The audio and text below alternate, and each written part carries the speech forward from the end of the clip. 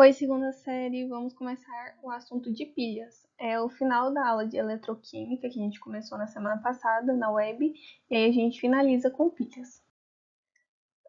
Se a gente pensar na história da pilha, começa lá em 1800, quando Alessandro Volta empilhou pequenos discos de zinco e cobre, separando com um feltro e uma solução de ácido sulfúrico. Claro que não existia o feltro na época, mas era um material poroso que parecia. Os discos de zinco e cobre eram como se fossem as moedas de hoje em dia, e a solução de ácido sulfúrico, aquosa, é porque ela se torna, quando aquosa, né, uma excelente condutora. Então, como a gente sabe que é uma pilha? Lembra da web da semana passada? É quando energia química se transforma em elétrica de forma espontânea. Se a gente tem que forçar essa transformação, eu estou forçando a energia elétrica a virar química, é eletrólise. Então, o caminho direto, energia química para energia elétrica, pilha, naturalmente. Energia elétrica para energia química é o caminho contrário, é eletrólise, certo? As pilhas são sempre formadas por dois eletrodos e um eletrólito. O eletrodo positivo é chamado de cátodo e é onde acontece a reação de redução. Já o eletrodo negativo é o ânodo e é onde ocorre a reação de oxidação. O eletrólito é também chamado de ponte salina, que é o que a gente vai ver agora. Bom, mas o que é uma ponte salina, né? É uma ligação que existe entre o eletrodo positivo e o eletrodo negativo de uma pilha. Ela pode ser constituída de um vidro em formato de U, conforme esse exemplo. Tá aqui embaixozinho, ó. É realmente em formato de U, tá vendo? Aqui, deixa eu tentar sublinhar. É só você pensar na letra de forma U. É exatamente igual. E é preenchido com uma solução aquosa concentrada com um sal que é bastante solúvel. Aqui no exemplo a gente tem o cloreto de potássio, o KCl. Mas também pode ser o nitrato de amônio, nitrato de sódio ou nitrato de potássio. Nas extremidades desse tubo se coloca um algodão, lã de vidro ou agar-agar. Agar-agar é usado principalmente na culinária e é meio gelatinoso, sabe? Então, através disso, a gente cria um fluxo de elétrons. O fluxo de elétrons significa que é para onde a corrente está indo, né? Então, o fluxo de elétrons vai ser o mesmo que o fluxo de cátions e o fluxo de ânions vai ser o contrário, certo? Então, sempre na pilha vai ter o ânodo, que é o polo negativo, de onde migram os elétrons em direção ao cátodo ou polo positivo. Então, sempre eu vou ter o polo positivo e o polo negativo, né? Como eu já disse.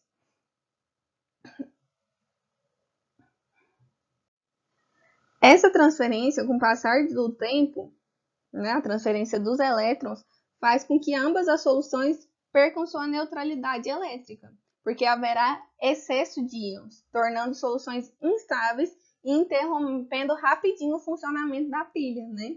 Então, para eliminar esse excesso, a gente usa a ponte salina. Ela também pode ser chamada de placa de porcelana porosa, que é o quê? Que permite a migração dos íons de uma solução para outra. Desse jeito, os íons permanecem em equilíbrio e a pilha continua funcionando. Mais um caso que eu falo para vocês, equilíbrio é tudo, não é mesmo? Então agora que a gente já sabe o que é ponte salina, né, já começou a entender um pouquinho de pilha, vamos ver a pilha de Daniel, que é a melhoração da pilha de volta, porque a pilha de volta, a corrente elétrica se lava bastante, então a energia tende a acabar rápido. Já na tentativa de melhorar essa pilha, o inglês John Frederick Daniel, usando uma placa de cobre imersa em uma solução de sulfato de cobre conectada a uma placa de zinco imersa em uma solução de sulfato de zinco, obteve em 1836 um sistema conhecido como pilha de Daniel, que é a que a gente vai estudar agora. Essa pilha de Daniel é a que mais cai em vestibulares, Enem, etc, tá? No nosso dia a dia, a gente tem mais contato com pilha seca, mas a gente começa estudando essa pilha que contém, né, solução aquosa. Para que a corrente elétrica circule, observe o desenho enquanto eu falo para vocês realmente entenderem. Com o desenho fica fácil. É necessário que o circuito esteja fechado. Pelo fio metálico que une as duas placas metálicas, movimentam-se os elétrons, e pela ponte salina, os íons. O conteúdo daquele tubo em U que eu expliquei é necessário para permitir a circulação da corrente elétrica entre as duas soluções iônicas em contato com os metais, certo? Existem algumas coisas sendo lembradas, como por exemplo, o ânodo é meu polo negativo, é o polo que acontece oxidação. Então, meu metal vai ter o seu NOx aumentado, né? O metal vira íon, digamos assim. E o desgaste da placa, a corrosão. Há questões que eles dão somente o desenho com a placa ou corroída ou aumentada, né? Mas te perguntam qual é a parte, qual é o ânodo e qual é o cátion. Existe isso? E tem como saber? Tem, porque a placa é corroída no ânodo. Já no cátodo, a placa é aumentada, tá vendo aqui nesse desenho? É como se ela tivesse um aumento, ela tem um aumento de massa.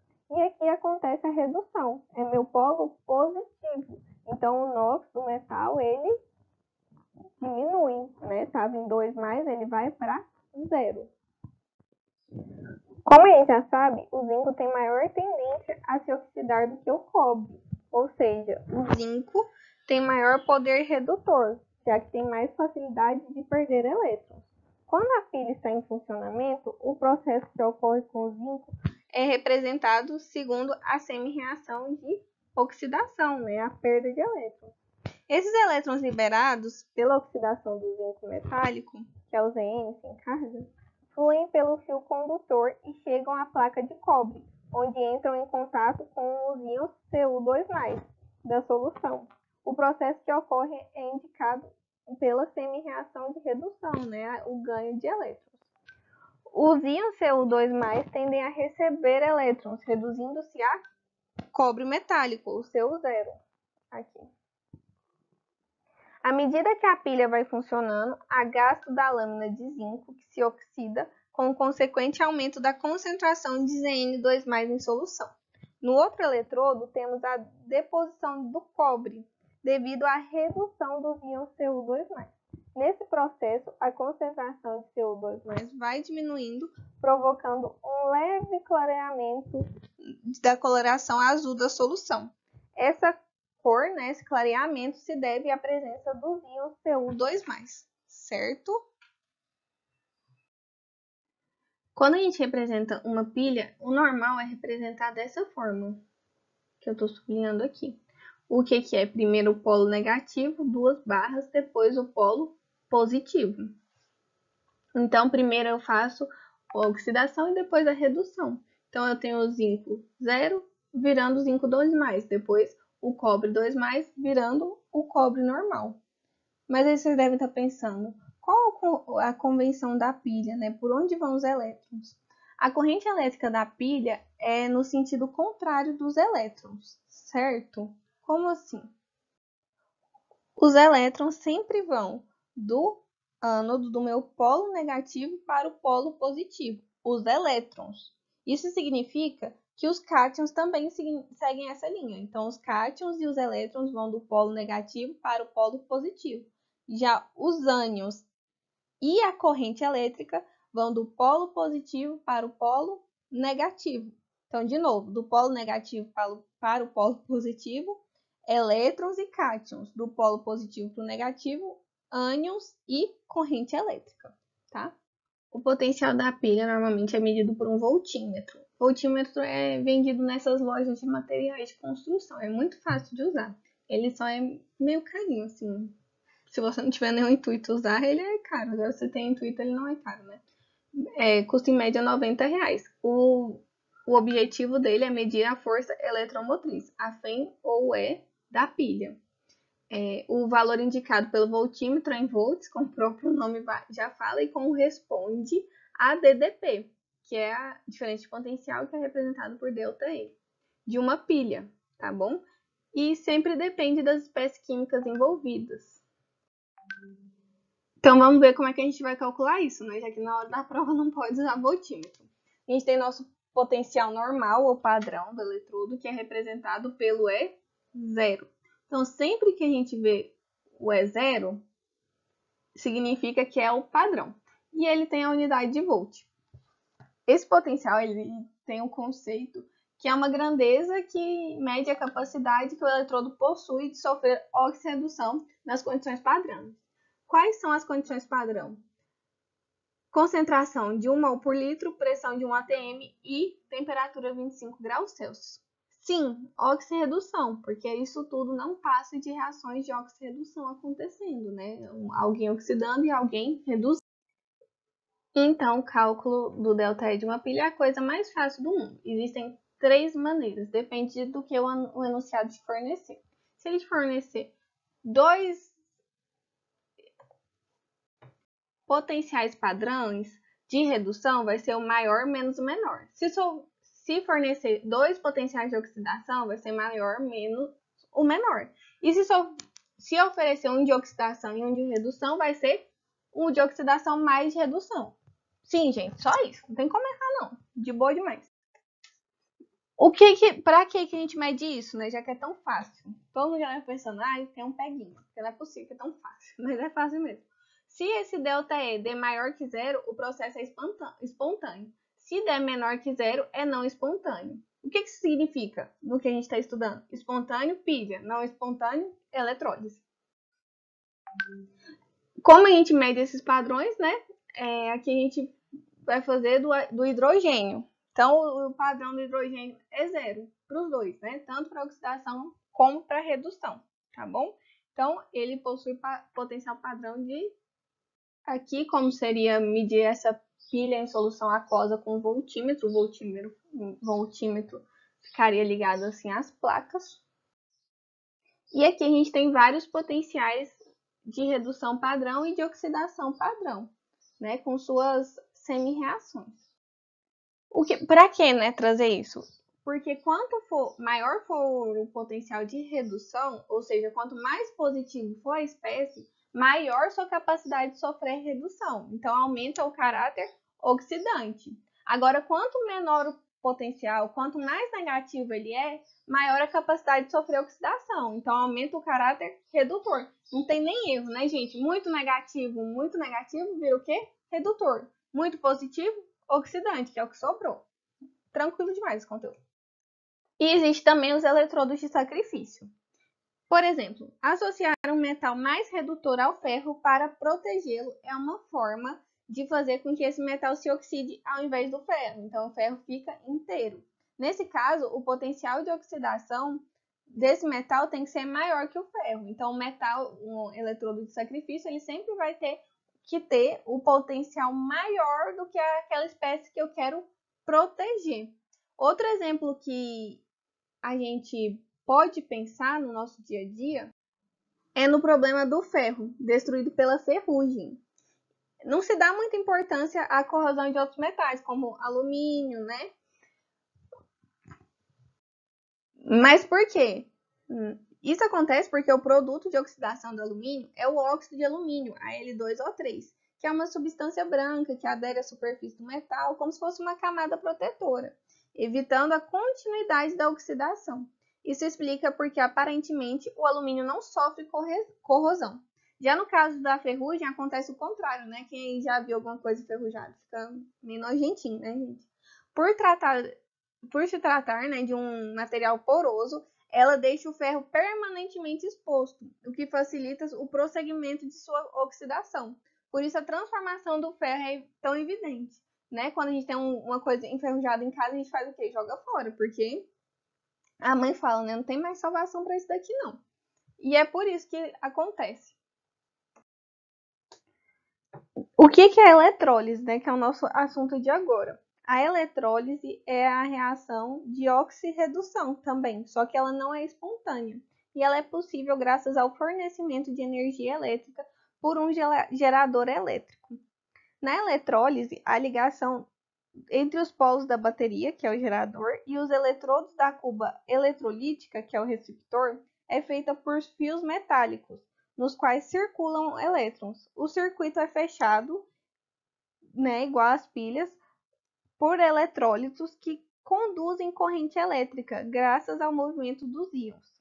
O gerador fornece uma DDP, que é capaz de forçar os ânions do receptor a ceder elétrons ao polo positivo e os cátions a receber elétrons do polo negativo.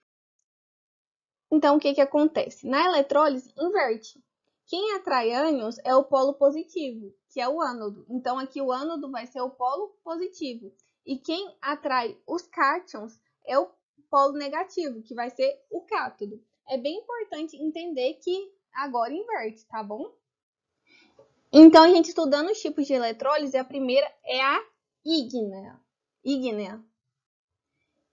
E ela é chamada dessa maneira porque é sempre com um composto iônico acima de sua temperatura de fusão. Mas da onde vem esse adjetivo, né? Ígneo.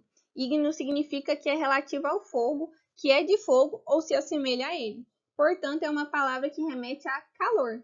Assim, na eletrólise ígnea do cloreto de sódio, NaCl, será necessário aquecer o composto acima de 800 graus Celsius para que ele se funda. Aqui demonstrado, né? Aqui as semi-reações e a reação global e a pilha. E a eletrólise acontecendo. Essa eletrólise, ela requer uma voltagem mínima de 4,07 volts, ou seja, é muito alta.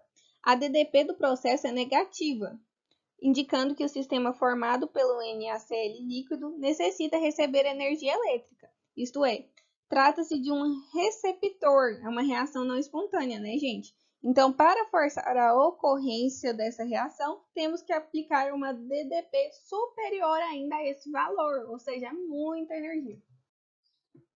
E, por último, a eletrólise em solução aquosa, que o nome é bem sugestivo, não é mesmo?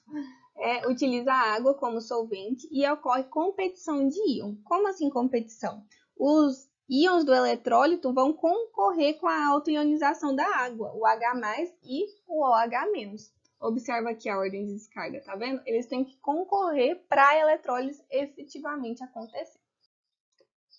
Então, agora vamos aplicar nossa aula de hoje e um pouquinho da aula de semana passada, né? Então, aqui, a gente tem uma pilha esquematizada e está pedindo para indicar o metal M que, combinado com o eletrodo do alumínio, funcione como ânodo da pilha. Também pede para calcular o ΔE da pilha de alumínio e a letra C indique o metal com maior caráter oxidante na tabela dada. Então, para responder a letra A, a gente tem que pensar o que é o ânodo, né? Tem que ser um metal que tem maior potencial de redução que o alumínio. Então, se o potencial de redução do alumínio é menos 1,66, o metal tem que ter um potencial ainda menor. Se a gente olhar aqui na tabela, o alumínio está aqui e menor que ele somente o magnésio. Então, o metal M é o magnésio. Na letra B, pedindo para calcular o ΔE. Perceba que só me deu potenciais de redução. Então, a redução maior menos minha redução menor. A pilha eu já descobri que é de alumínio e magnésio. Então, qual que é o potencial do alumínio? Menos 1,66. Do magnésio, menos 2,36. Menos 1,66 menos vezes menos, mais. Então, menos 1,66 mais 2,36 dá 0,7 volts. Toda pilha é um processo espontâneo, né? Então tinha que dar positivo mesmo. Se desse negativo, era eletrólise. Bom, e por último, na letra C, está pedindo para indicar o metal com maior caráter oxidante da tabela. Muito fácil. Se eu já indiquei que o que tem maior caráter redutor é o que tem o menor potencial, e é o magnésio de menos 2,36, e ele é o último da tabela, quem vai ter o maior caráter oxidante? O contrário. Então vai ser o primeiro da tabela, porque o primeiro da tabela vai ter o maior potencial. Quem é o primeiro da tabela? A prata, com um potencial de mais 0,8. Então, o metal com maior caráter oxidante, prata, nesse caso, né? Bom, gente, é isso. Espero que tenha ficado clara a aula de hoje, certinho? Qualquer coisa, chama no WhatsApp. E boa semana. Fiquem bem.